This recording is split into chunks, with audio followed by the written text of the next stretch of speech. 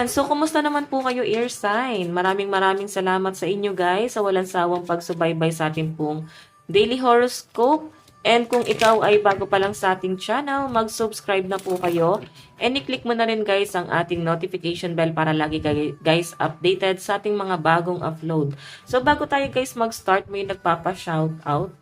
Ayan, June 19. Ito kasi guys is upload natin June 19 pero yung date is June 20. Okay? Birthday niya daw guys bukas. Ayan, pa-shoutout daw sa kanya. Hi Jade, tomorrow is my birthday, June 19. Pabati naman Jade. Name is Alvin Season. Thank you Jade. Ayan. So, binati ko na rin siya guys ng happy birthday. Okay, so Alvin Season, happy birthday sa'yo. I hope na maging maayos ang iyong health, wealth, family, sa kung ano man guys, kung ano mang sakuna is wag na sanang mangyari, no? So, sana habaan mo pa, more birthday to come sa'yo. So, batiin naman natin guys ng happy birthday si...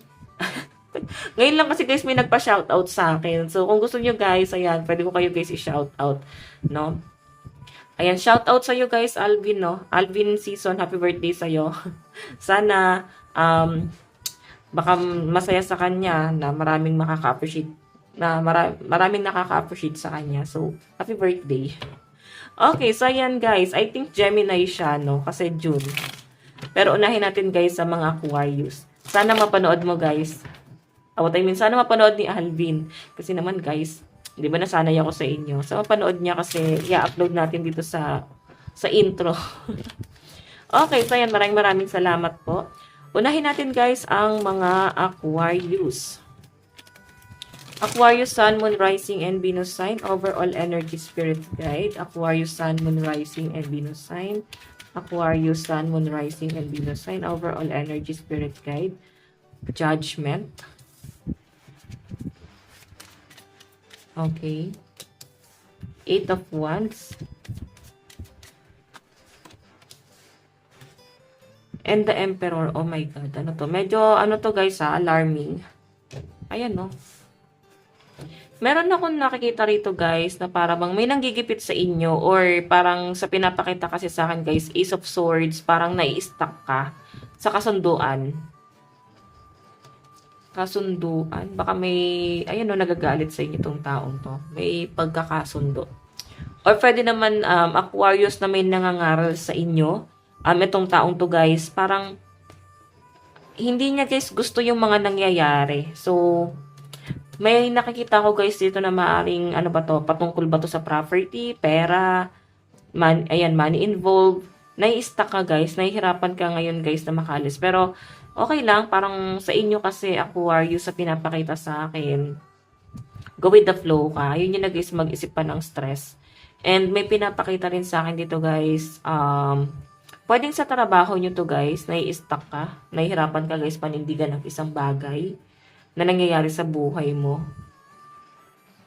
Pwedeng sa work guys, kung bago ka pa lang guys na empleyado, baka binasa nyo guys yung rules, yung kasunduan, parang against kayo, no? Pero ganun talaga guys sa trabaho eh. Kung gusto nyo guys maging batas, talagang mag-business, no? Hawak nyo yung oras nyo, hindi kayo guys nape-pressure, yon. Okay, so tignan natin guys, ayan may nakita akong kasunduan or maaring ano ba to, dahil sa property, may ayusin ka ba guys na titulo? Or baka nag-aayos ka ng mga ID,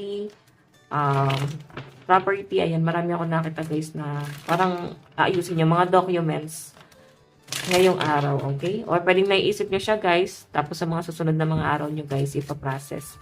Tignan natin guys, pagdating sa love life mga Aquarius, Aquarius, Sun, Moon, Rising, and Venus sign. Pagdating po sa love life ni Aquarius. So, yan guys, no, maiba ako. Bago tayo guys mag-start, maganda pa rin guys na alam nyo ang inyong Sun, Moon, Rising, and Venus sign para sa iba nyo pang guidance. Okay? Love life. Oh. May nakikita ko guys usapang kasal or parang naiisip nyo na guys na magpakasal. Biglang tumilampon to, no? Yun nga lang guys, maring ang struggle ng mga Aquarius is yung kanilang financial. So, parang nag-iipon, yun yung pinapakita sa akin dito guys. O, di ba? Nai-stress yung iba sa inyo. Meron kayo guys pinag-uusapan ng person mo. Medyo ano siya guys, seryoso. Pwede nagpaplano na kayo guys about kasal. Yun nga lang guys, plano pa lang to. Pag-iipunan nyo talaga para engrande or maganda-ganda yung magiging kasal nyo. Okay? So, may nakikita rin ako dito, guys. Ayan, passionate yung person mo. Nakita ko yung pagiging responsible ng person mo, Aquarius, sa'yo. At gusto niya talagang bumawi sa inyo. Kung nasaktan ka nitong taong to at nabigyan ka, guys, ng second chance or kayo na ayusin itong relationship na to, may pag-uusap may kasunduan. So, ikaw, guys, hirap ka, guys, na makuha ulit ng person mo yung loob mo kasi nawalan ka na ng tiwala sa kanya. So, parang gusto mo, guys, dito sa kanya is bumawi siya. Okay? Gumawa siya ng paraan para maging maayos. Okay? Maging maayos ka. Parang ayusin niya yung buhay niya. Then ikaw naging maayos ka naman. Pero yung pag-aayos na sinasabi ko guys is ayusin niya yung relationship mo ulit. Parang makuha niya ulit yung loob mo. Okay? Kasi hirap ka pa rin guys makarecover sa mga ginawa niya sa inyo. Pero kasi guys nandun yung love. May pag-uusap naman sa inyo guys. May settlement. So, sa mga broken-hearted naman dito guys, sa mga single, ayan, sa pinapakita sa akin, hoping pa rin ang mga Aquarius na mag-usap pa rin kayo guys ng person mo. Okay, maaring wala kayo guys pag-uusap. Binlock ka ba ni person? Binlock mo ba siya? Nakita ko naman guys na mahal ka ng person mo. Hinahayaan ka lang siguro niya ngayon. Ikaw tong parang nalulungkot pero si person mo kasi guys, baka may tampuhan kayo. Tampuhan lang pero hindi pa kayo guys nag-aaway talaga ng sobra. So, sa pinapakita sa akin guys, kung ito ay nagkakaroon kayo guys ng tampuhan, so hinahayaan ka lang ng person mo, pero ayan, mukhang may surprise naman siya guys na gagawin. Okay, the lovers pa to. Ano natin, 2 of cups pala, sorry. Partnership. Okay, maayos at maayos nyo rin guys ang gulo yung dalawa. Tignan natin guys, pagdating sa pera. Pagdating sa pera, sa kaperahan po ni Aquarius. Okay, ayan. Hindi kayo guys nai-stress talaga pagdating sa pera. Nandun ka sa point na kontento ka na sa kung anong meron ka. Sobrang kontento ka na. Hindi ka na guys naghangad pa ng sobra-sobra. Okay? Ayan, moving forward. Kasi guys, kahit effortless ka naman guys, may na-achieve ka naman daw sa buhay. Okay? Ayun, may nakikita ko guys, successful. I think nagiging successful ka guys sa ibang bagay. O ano ba to? Meron ka guys diploma. Nakagraduate naman talaga guys ang iba sa inyo, no? May parang degree holder naman. And I think yung iba sa inyo, pwedeng mas inuna ng mga Aquarius is magsimula ng business or pwedeng ngayon kasi guys is gusto niya na talaga guys maging empleyado. So, eto nga guys, baka may kontrata na, no? Baka nakakahanap ka na ng maayos sa trabaho ngayon. Medyo malupit lang sa company or talagang parang hindi naman controlling, ano lang talaga sila, parang kailangan gawin mo yung trabaho mo, babayaran kanila ng maayos. Parang ganon. Okay, tingnan natin lalo na kung kayo ay nasa abroad. Okay, nararamdaman ko yung pagod mo pero nandun ka sa point, no, sa mga nagtatrabaho. Nararamdaman ko yung pagod mo pero nandun din sa point na kailangan mo lakasan yung loob mo. Okay? Kasi game na game ka naman workaholic ka naman. Advice. Shiny and new. Expect a valuable gift. Diba? Napakaganda nito guys. Ang ganda rin ng kulay. Oh. Lucky number mo is 38 and 33. Ito lang guys ang inyong reading. Maraming salamat po. Bye-bye. Hi Gemini! Kumusta po kayo guys? Okay, so Gemini. Tignan po natin gabay kapalaran mo. Gemini, Sun, Moon, Rising, and Venus sign. So, yan guys, maganda pa rin. Alam nyo ang inyong Sun, Moon, Rising, and Venus sign. Para sa iba nyo pa guys, guidance. Tignan natin, gabay kapalaran mo, Gemini. Okay, Gemini. Gabay kapalaran po ni Gemini.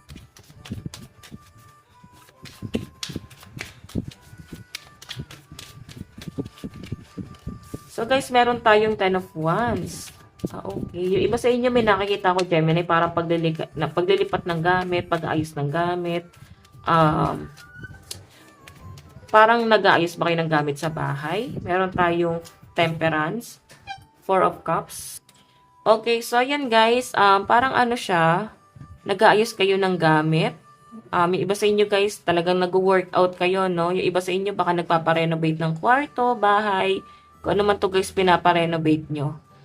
So, pinapakita sa akin. So, 4 of Cups, May nafe-feel ako guys na parang nagki-cleanse siguro kayo guys, na parang binabago nyo guys yung ayos ng mga gamit nyo. Naglilinis, parang ano ba to? Parang cleaning operation yung nasa sense ko. So, sa mga lipat bahay rito guys, baka yan nga, naglilipat kayo ng bahay. So, 'di ba inaayos nyo muna bago kayo guys magpa-house blessing.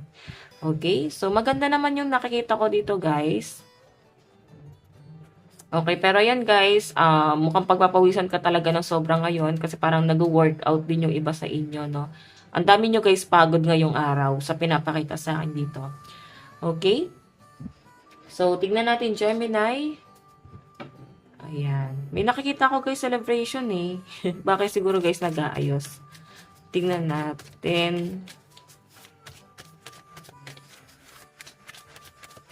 Tignan natin. Pagdating naman sa love life mo, Gemini. Love life mo ni Gemini. O, diba? Three of Cups din. Four of Cups pala to. Sorry. So, Three of Cups kasi guys, parang celebration. Ito naman, Four of Cups. So, para bang may pinanghihinayangan siguro yung iba sa inyo. Oh. The Tower in reverse. Ayan, di natin sinasadya yan, no? Naka-reverse. So, I think guys, mukhang itong relationship na to, wino-workout siya. Kahit nung una, hindi talaga guys naging okay. Nandun yung parang doubt mo sa relationship nyo. Pero sa pinapakita sa akin guys, win-work out to. And the Fool, siguro kasi mas maganda yung kaperahan mo guys sa person mo. So parang naguluhan ka rin dito. So parang Gemini itong relationship na to, nagkakaroon siya ng new beginning. Ayan o, beginnings. And ito kasi guys, the Fool is nagre-represent din naman ng new beginning. And kung nagkaroon guys ng second chance ito sa relationship nyo, so I think mas wino-workout nyo. And parang nare-realize din naman ng iba sa inyo na naging masaya rin naman kayo guys ito sa relasyon na to. Parang siguro guys, nagsimula kayo guys sa friendship nitong taong to hanggang sa para bang win-workout. Okay, parang nahulog kayo. So iba naman dito guys, ayan sa mga magkarelasyon ulit, parang may pupuntahan ata kayo guys party, celebration, or baka may magbe-birthday, pwedeng ikaw, mapupunta yung person mo, or pwedeng crush mo, kung hindi nyo pa naman guys karelasyon, pwedeng etong taong to guys, kaya lumabas to, pwedeng getting to know each other pa lang kayo guys. Okay?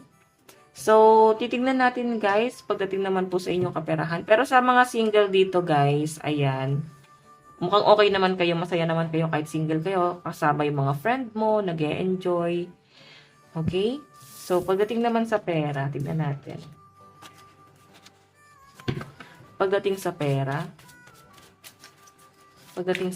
at trabaho po ng mga Gemini. Pera at trabaho po ng mga Gemini. So, eto kasi guys, Three of Swords, parang mabigat sa kalooban mo yung mga nakikita mo, nalalaman mo, nasasaksihan mo. Okay, nandun ka sa point na para bang nag-overthink ka, hindi mo kinakaya yung mga kaganapan, no? Okay, tignan natin ha. Pera at trabaho, Ace of Wands, The Moon. Ayan, may mga toxic, guys sa trabaho, sa totoo lang, no? May pinapakita sa akin dito, adventure. So, baka guys, yung trabaho mo is, ano ba to? May business trip ka siguro. May nakikita ko guys, parang magta-travel po kayo. So, the Moon kasi guys, parang hindi ka na guys naniniwala doon sa iba mong katrabaho na chismoso. Chismosa. Kahit ano guys, sinasabi nila sa inyo guys, pinapakinggan nyo na lang guys. Pinakikisamahan na lang, no. Yung iba rito parang plastikan na lang eh. Parang nakikipagplastikan na lang kayo guys sa kanila. Hindi nyo naman guys intention din na plastikin sila, pero yun na yun nangyayari. Okay? Pero hindi guys masama yung intention nyo sa kanila.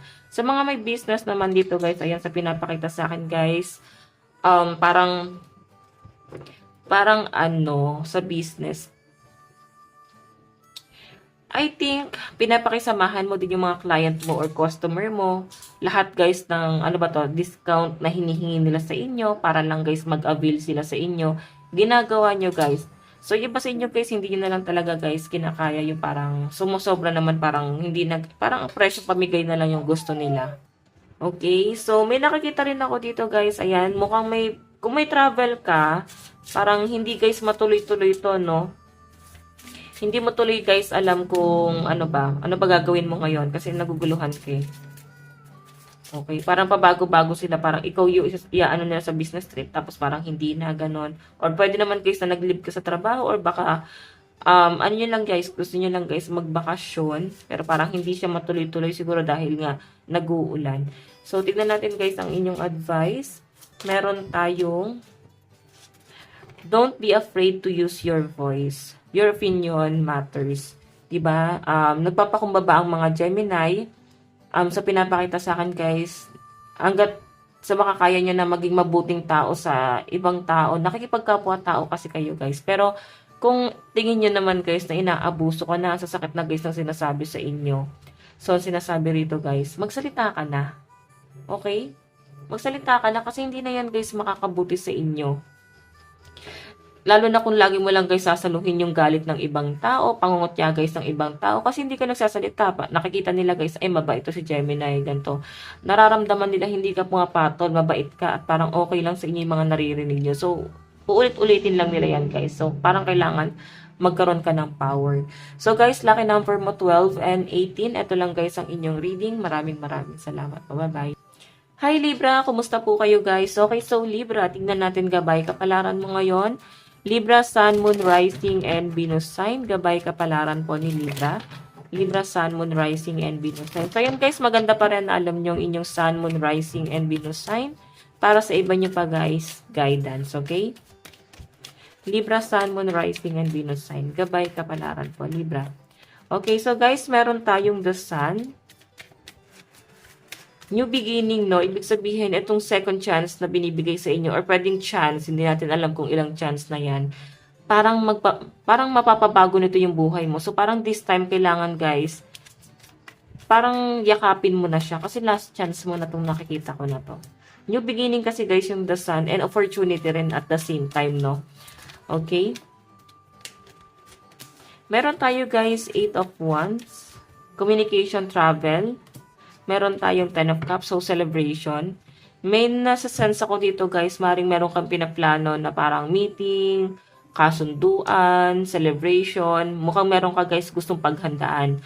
Ang problema lang guys, 2 of Pentacles kasi is meron kang conflict about finances. So parang gusto mo muna guys i-secure yung pera mo para simulan tong bagay na to. Or bago mo guys simulan tong bagay na to, gusto niyo muna guys i-secure yung financial nyo. Parang may ahon muna yung sarili nyo. No? Parang okay, so, ayun nga guys, parang gusto niyo muna guys i-work out yung sarili nyo. Marami kayong plano actually guys. Punong-puno ka ng plano. So, malinaw na pinapakita sa akin. Hindi nyo lang talaga guys masimulan kasi may problema kayo guys sa finances. Or pwedeng iba sa inyo, baka meron kayong, Libra, baka may event or celebration na mangyayari. Bako lang sa financial. Ano ba to? Magpapabinyag ba kayo? Magpapakasal? Pwede guys, basta kung ano man to, pwedeng may birthday, kung hindi man guys, binyag kasi may bata dyan. So, kulang sa financial, no? Parang binabudget lang talaga ng iba sa inyo. Kumaga sinasapat mo lang yung pera mo. Okay? Tinitignan mo kung sasakto lang siya. So, ayan. Titignan pa natin. Taas muna natin to guys. Pagdating po sa love life ng mga Libra, Libra, Sun, Moon, Rising, and Venus sign. Pagdating po sa love life ni Libra. Okay, actually guys, ayan, nightmare, insomnia, anxiety, fear. Natatakot ka, may kinakatakutan ka. Nandun yung parang stress ng mga Libra. Two of Pentacles. Alam niyo guys, puro 2 of Pentacles, no? Siguro guys, iniisip mo dito talaga na masecure mo na yung financial mo bago nyo guys simulan lahat ng mga plano mo. Kasi wala kang masimulan eh. Okay, wala kang magawang plano para sa sarili mo. Kasi talagang may problema kayo sa financial. Siguro guys, nag-worry ka na parang hindi nyo guys mapanindigan yung relationship nyo ng person mo kasi ikaw mismo hindi mo mabuo yung sarili mo. Ayan, marami kang realization dito. So, may nakakita ko guys, pag-aantay, or pwedeng person mo to, no? Pwedeng may mga cross-watcher na nanonood dito. So, Libra, pwedeng ito yung person mo. Kung naghiwalay kayo guys ng person mo, so I think naglaylo tong taong to. Iniisip niya kasi guys yung financial niya. Okay? Iniisip niya rito na i-secure muna yung sarili niya kasi parang feeling niya hindi kanya guys kayang panindigan pa. sa dami ng nangyayaring struggle sa buhay niya, no? Parang nagpo-focus muna siya guys sa sarili niya, inaayos niya muna guys yung sarili niya. So pag okay na to, ayan no, ang bilis nito guys babalik sa inyo, sa mga single dito, no? And siguro na-feel din naman guys ng person mo, yung paghihirap na nararanasan mo, pinagdadaanan mo dito. Okay? So, hayan, nag-aantay lang guys yung person mo. Okay. So, alam nyo guys, parang feeling ko siya talaga yung nang iwan sa inyo. O ano ba to? Sino ba nang iwan dito? Ikaw or siya? Pero mas malakas kasi Libra na parang ikaw yung tumalikod talaga. O, ikaw yung tumalikod. Ayan no. Parang nahihirapan kayo guys na ayusin yung gulo na nangyari. Tignan natin guys pagdating po sa finances and career. Libra, Sun, Moon, Rising, and Venus sign, finances and career. Meron tayo guys, Page of Swords. Meron tayong Four of Swords. Meron tayong Ten of Wands. Okay. So guys, sa pinapakita sa akin dito, Page of Swords, Four of Swords, Ten of Wands, nahihirapan ka talagang umahon. Ang dami nyo guys, parang hindi naman siya guys responsibilidad. Pwedeng ang dami nyo guys binabayaran. So parang feeling nyo guys, trabaho ka ng trabaho, tapos parang wala naman guys na nangyayari guys sa sinasahod mo. Yan no. Yung iba sa inyo kasi guys, parang in-stuck mo na kasi yung sarili mo sa problema or alam yan, ina-absorb mo ng mabuti sa sarili mo yung mga negative energy. Ayan no, sinisinagan ka ng araw tapos yung paligid mo guys napakadilim. Kailangan nyo guys lumabas dun sa comfort zone mo. Kailangan maging matalino ka. Doon yun naman talagang ginagamit guys sa mga Libra. Yung isip nila, maging matalino. So minsan kasi guys ito yung mga Libra kasi ang weakness talaga nito, parang ikaw mismo, mali yung mga desisyon na gagawa mo minsan. So, kung nasan yung opportunity, madali nyo guys bitawan ng isang bagay. Okay? Lalo na guys kung may opportunity dun sa bagay na yun. So, may mga bagay kayo guys na madali nyo guys i-sacrifice. So, I think marami ka nang sinacrifice. Tapos napapaisip ka rito na parang lahat ginawa ko na parang walang nangyayari. Nandun ka sa point na yun. Tignan natin guys, advice. So, marami kang realization, no? Lalo kung hindi guys, stable talaga yung pera. Ang daming conflict, guys. So, pinapakita natin. Sana next time, positive na yung makita natin. Kasi may magalit. Malang puro negative naman. Kasi guys, wala naman kasing pentacles, oh. Puro pagpaplano, pag-overthink yung nakikita ko sa inyo, guys. Down na down ka sa mga nangyayari ngayon. Okay, advice. Meron po tayong rapid changes. Let your flexibility serve you. So, parang kailangan nyo daw talaga guys, gumawa ng action or meron kang gawin na pagbabago para sa sarili mo. Kung gusto nyo guys ng pagbabago talaga. Okay, so guys, lucky number mo 18 and 34. Ito lang guys ang inyong reading. Maraming salamat po. Bye-bye.